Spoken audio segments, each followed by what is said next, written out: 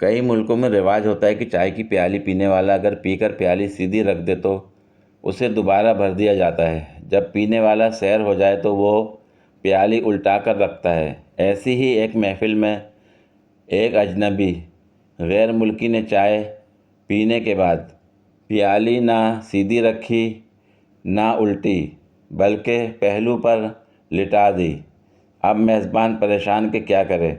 आपस के मशवरे के बाद एक नौजवान ने, जो अंग्रेज़ी बोल सकता था, मेहमान से पूछा कि भाई, सीधा रखने का मतलब तो और चाय दो, और उल्टा रखने का मतलब और ना दो, ये लिटाने का क्या मतलब है?